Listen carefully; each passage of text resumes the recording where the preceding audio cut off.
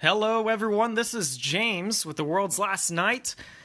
I am excited about this chapter. Actually, the next several chapters, at least the next 4, are excellent.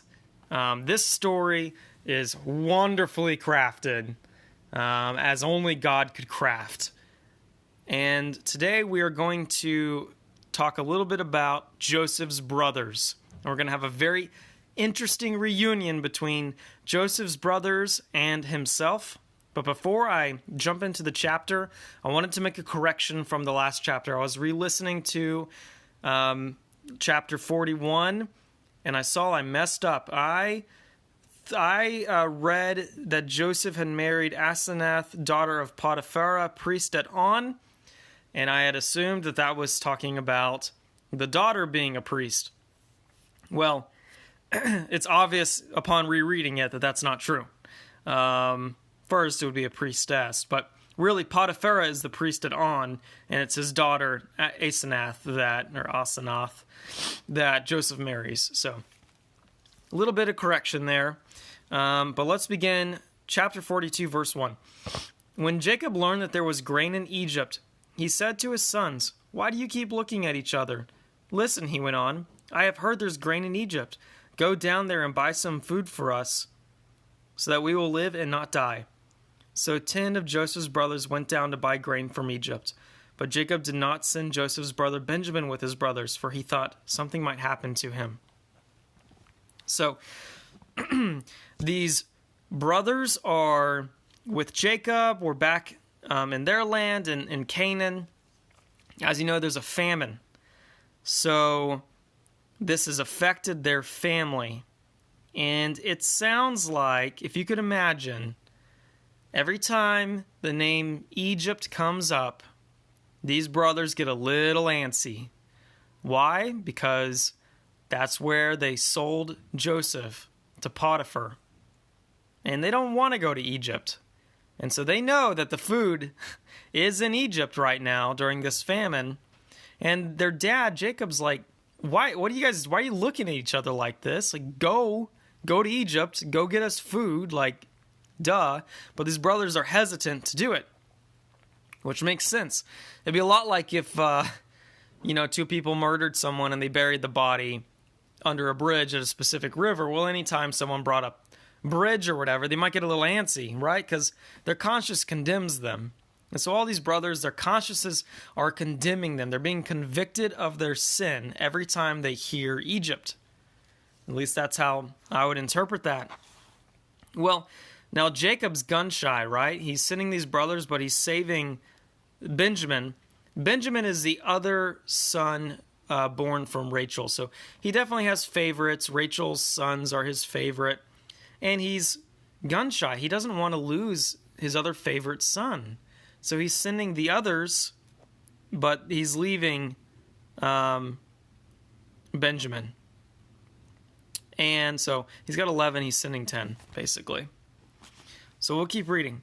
The sons of Israel were among those who came to buy grain, for the famine was in the land of Canaan. Joseph was in charge of the country. He sold grain to all its people.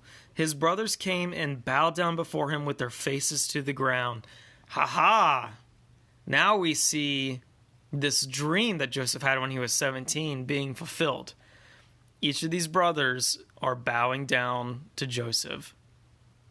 So we're going to see how everyone responds here.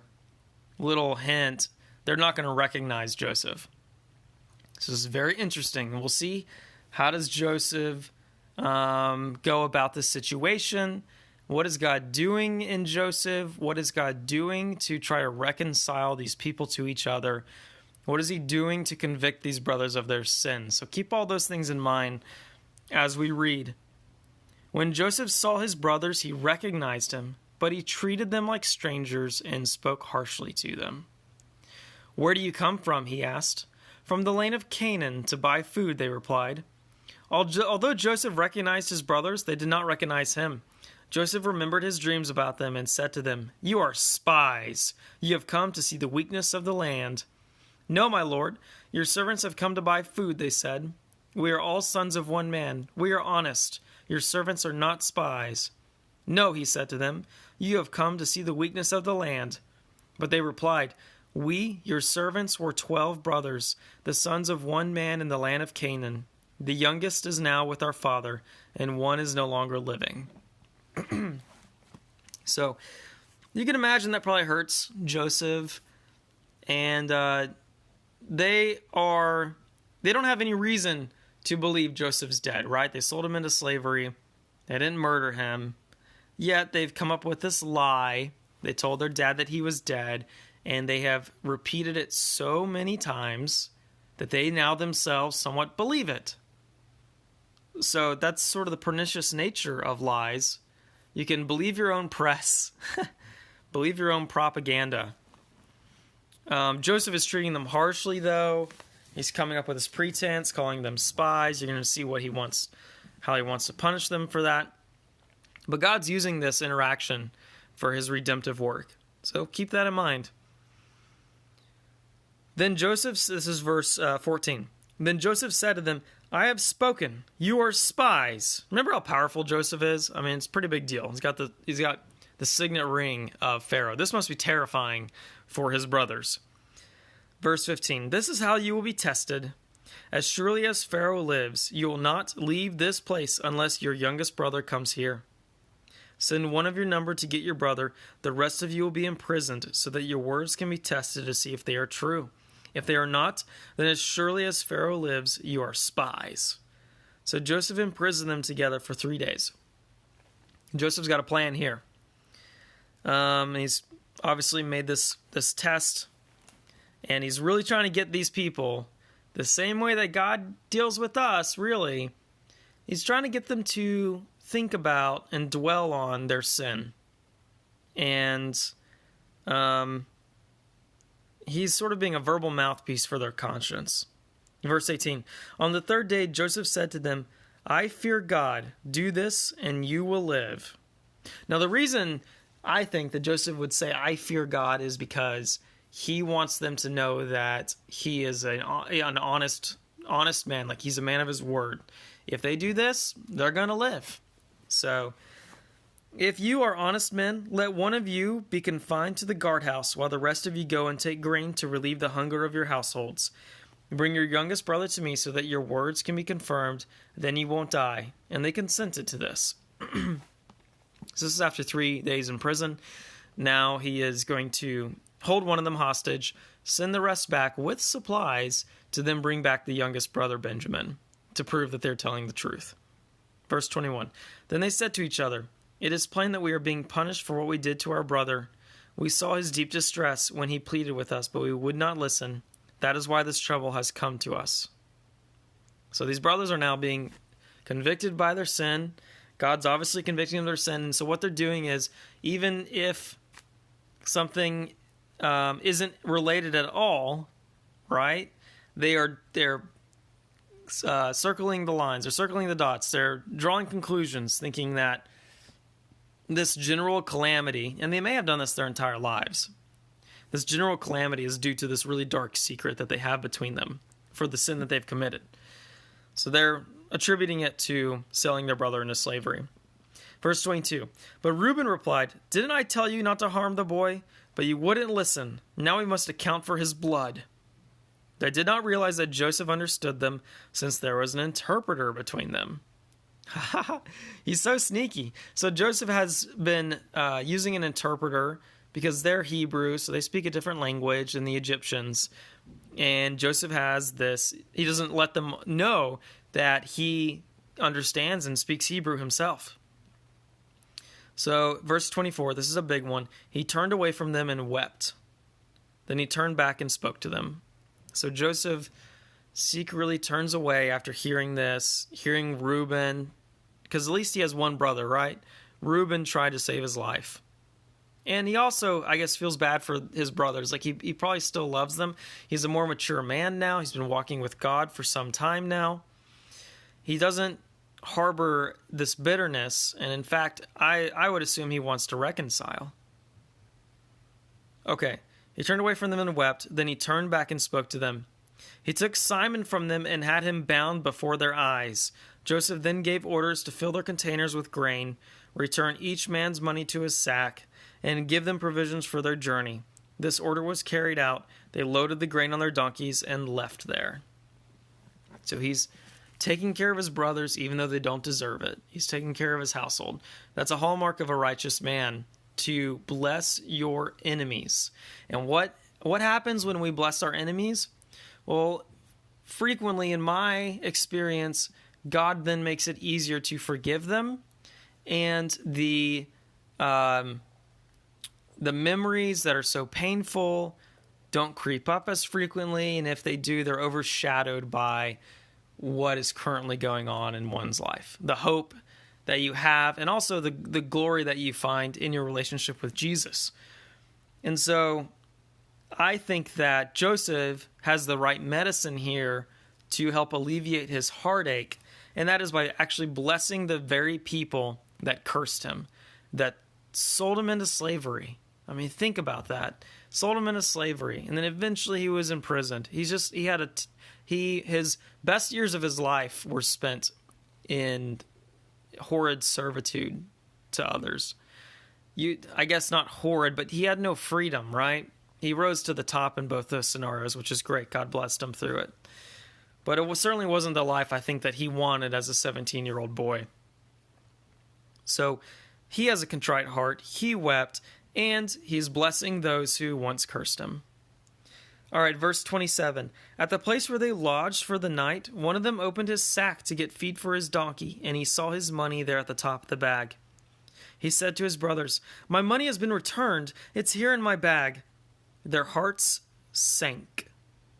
Trembling, they turned to one another and said, "What is this that God has done to us?" So, even the blessing, having their money returned, they are looking around every corner, trying to figure out how God is going to smite them for this sin that they committed a couple decades ago. So, it's just a good, I guess, story for us, a lesson learned that if you do have a secret sin, it's better to get it out in the open sooner than later so you don't have to suffer with it, because Satan will continue to condemn you for it. Continue to condemn you for it for your entire life. But if you bring that secret sin out into the light, it disinfects it, and when exposed to sunlight, it loses its power over you. And then you can begin to mend and heal. Well, for these men, they haven't had that. And so even the blessing of having their money returned, they see as a harbinger of destruction. And I would think that they probably are scared that they're going to be seen as thieves who took this grain without paying for it, even though Joseph ordered for them to have their money returned. I guess he just didn't tell them. Okay. Okay, verse 29. When they reached their father Jacob in the land of Canaan, they told him all that had happened to them. The man who is the lord of the country spoke harshly to us and accused us of spying on the country.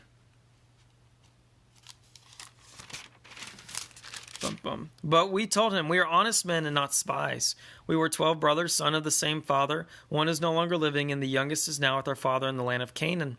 The man who is the lord of the country said to us, "This is how I will know if you are honest men. Leave one brother with me. Take food to relieve the hunger of your households and go. Bring back your youngest brother to me, and I will know that you are not spies but honest men. I will then give your brother back to you, and you can trade in the country." Verse 35. As they began emptying their... Oh, one little thing. Joseph took Simon. Now, I don't think Joseph is being vindictive by doing that.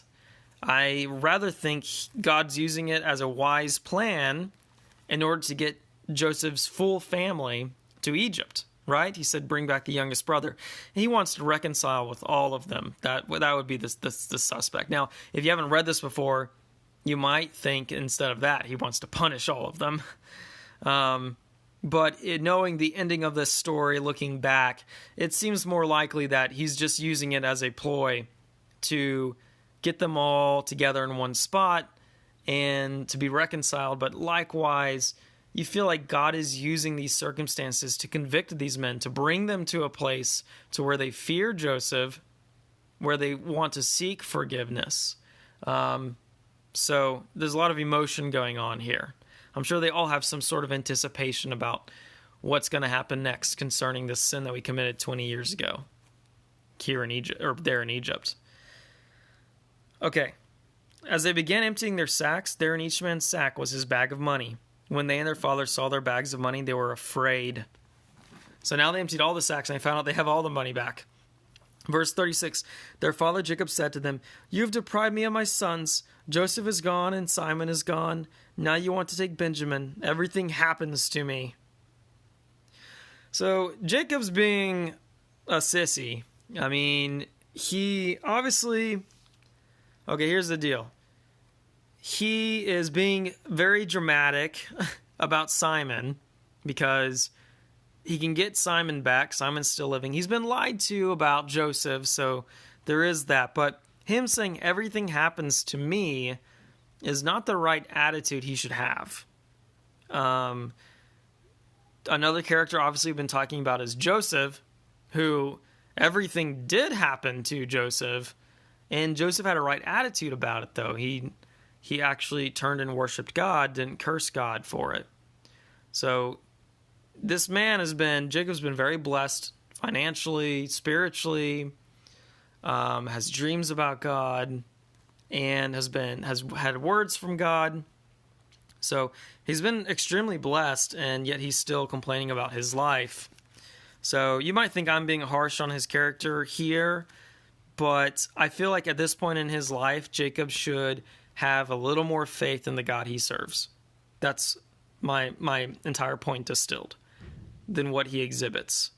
Verse 37, then Reuben said to his father, "You can kill my 2 sons if I don't bring him back to you. Put him in my care, and I will return him to you." So now Reuben is basically saying, "Look, Dad, you can kill my 2 sons, your grandchildren, if I don't bring Benjamin back to you. But it's vital that we take Benjamin, right? Like, we need the food. We need to get Simon back." And it doesn't seem like Jacob's too concerned about Simon, which is kind of sad. He obviously has favorites. He's not willing to risk losing Benjamin to save Simon. He has a fear-based mentality with decision-making. And I think he's probably had that for a great deal of his life. I mean, even whenever he moved to Shechem, it probably was attractive to live next to a bustling city instead of kind of the middle of nowhere, Bethel.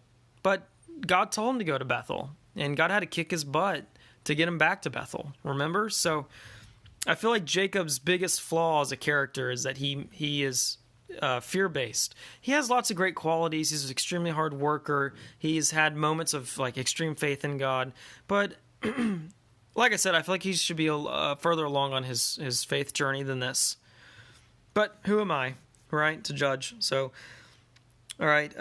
So after Reuben makes this, offer, it says, verse 38, but Jacob answered him, "My son will not go down with you, for his brother is dead, and he alone is left.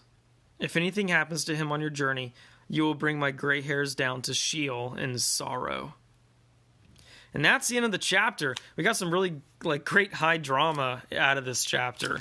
This reunion of the brothers and Jacob still hiding his true identity. Not Jacob, Joseph hiding his true identity. And then here at the end, it's like Simon is being held. If these brothers don't bring him back, Simon's going to be a prisoner. And yet Jacob won't do the sacrifice necessary to get Simon back. But we're going to find that God's using all of this for his glory and for his ultimate plan to save Israel and his sons. And also God seems to be still working on Jacob. There's some things that Jacob hasn't surrendered to God yet. And then, of course, Joseph is still just big balling in Egypt, selling this grain and still ruling, and I love it. I'm glad we have a character that is actually trying to follow God and dealing with suffering from a Christ-like manner, and then exercising authority properly for the benefit of his countrymen, his society. So next we're going to find that Jacob is going to actually let everyone go back to Egypt, and we're going to see them return and what happens with the reunion. So until then, this is James from The World's Last Night.